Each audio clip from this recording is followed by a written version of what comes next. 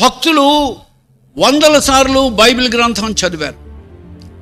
George Muller అనే ఒక భక్తుడు 200 సార్లు బైబిల్ చదివాడంట. ఆయన 93 సంవత్సరాల వయో పరిమితిలో 200 సార్లు బైబిల్ చదివిన తర్వాత ఆయన అన్న మాట ఏంటంటే, ఆ మొదటి అక్షరం కూడా నేను పరిపూర్ణంగా పూర్తిగా తెలుసుకోలేకపోయాను బైబిల్లో. ఫ్రీడా, నీ జీవితంలో ఒక్కసారైనా బైబిల్ పూర్తిగా చదివావా? పరిశీలన చేసుకోండి. What you know from the word of God? మనకేం తెలుసు? భక్తులు ఇచ్చిన రకరకాలైనటువంటి కంకార్డెన్స్ రెఫరెన్సులు తీసుకుని వీ కెన్ స్పీక్. గంటలు మాట్లాడితనం, వాక్చాతుర్యం కలిగిన వారు మాట్లాడగలరు. It doesn't imply that they know the word of God. దేవుని వాక్యంలో ఒక్క అక్షరం పూర్తిగా తెలియాలంటే అట్లీస్ట్ నువ్వు గ్రంథంలో ఒక్కసారైనా బైబిల్ పూర్తిగా చదివావా? ఆదివారం ప్రార్థనకు వచ్చి వెళ్ళిపోతే సరిపోతా?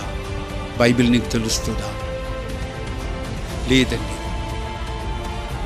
when we go through the బైబిల్లో ఉన్న అనేక ఆత్మీయ సత్యాలు, నా మట్టుకు నేను ఇది 37th టైం బైబిల్ చదువుతూ ఉంటే, ఈ దినము నేను యోబు గ్రంథం చదువుతూ ఉన్నప్పుడు నాకు క్రొత్త విషయం ప్రభు నాకు వెలుగులోకి తీసుకొచ్చాడు.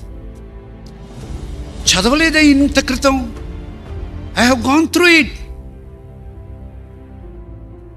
But it did not seep into my mind.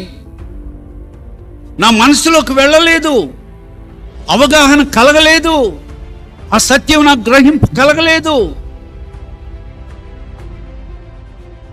ఇప్పుడెందుకు ఆ విషయం దేవుడు తెలియచేశాడు అంటే, as I'm going through the Bible చదువుతుండగా ఆ మాటలో ఉన్న భావన నా జీవితానికి ఆదరణ కలుగు చేసింది, హెచ్చరిక కలుగు చేసింది, ధైర్యం కలుగు చేసింది, ప్రోత్సాహం కలుగు చేసింది. బైబిల్ పూర్తిగా చదవండి.